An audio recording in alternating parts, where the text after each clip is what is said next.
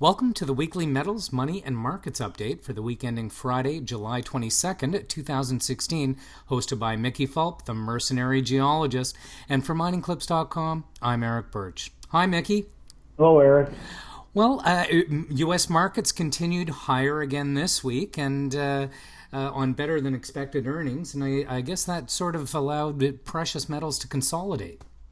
Well, most markets took a pause actually this week for the most part. Not surprising. We're kind of in the beginnings, or let's say the early parts of the normal summer doldrums. So gold was off 1%, closed at 13.23. It was actually down over the week to 13.13. Made a rally yesterday, but I still would not be surprised if gold tested below 1300. There's pretty strong bottom resistance in that 1290 to 1300 range, and I actually think it would be healthy if that happened. Meanwhile, silver lost 3%, does not seem to be able to get over the hump of that 20, much above that $20 range, closed at 1958. Palladium was the only performer, continues. It's on a 5-week roll now, up almost 6% to 683. We've talked about this before, how it had lagged. Platinum was down 1% to 1080. But one thing that's of interest to me is the platinum-palladium ratio. And we hit a one-year low on that this week at 1.58. And I went back and looked at our data, and you got to go to about 2002 before you see platinum-palladium ratios this low. And that was when the Russians shut off supply and Ford went in and ordered $1 billion or more worth of palladium and had to write that off. So I remember that about catalytic converters, eh? Yeah, I'd say that was just, it remains a strong buy signal for platinum.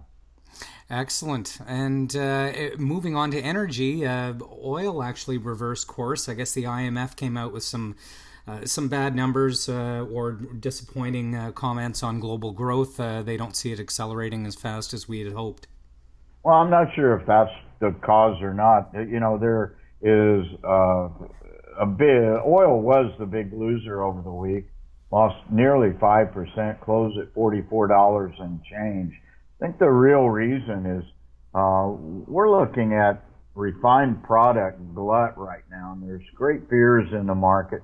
Despite the bullish opinions a month ago, we're looking at a 30-year high in gasoline stocks in the United States, and that's despite record demand. So refined product glut is overhanging this market. Plus, we also had a strong dollar this week. Meanwhile, uranium was down again over the week, lost 0.5%. It closed at 25.63 yesterday.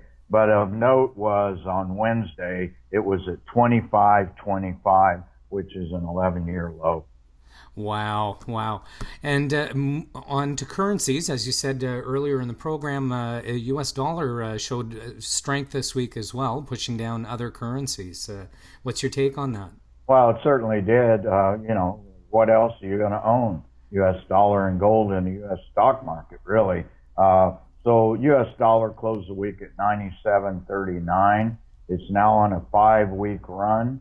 We're looking at 5 weeks ago today, it was at 94 and change. So a big run up. Of course, the euro fell concomitantly.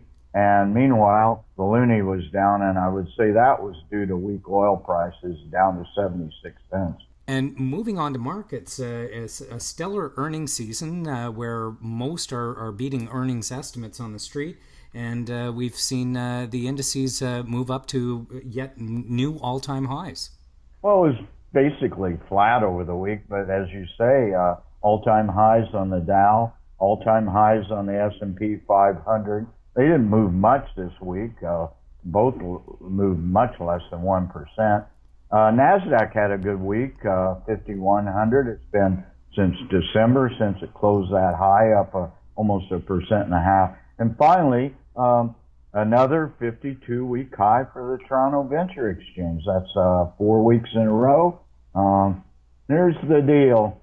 Smart money is in and still coming in. I don't think we've gotten to the retail lay investor yet, but it's good news for all concerned. Even though gold went down, the Toronto Venture Exchange was up 0.5% at 770. It's nice to see that continued interest and rise in the index. Well, Mickey, again, thank you for your analysis this week, and I'm looking forward to checking in with you next Friday. All right, thanks a lot, Eric.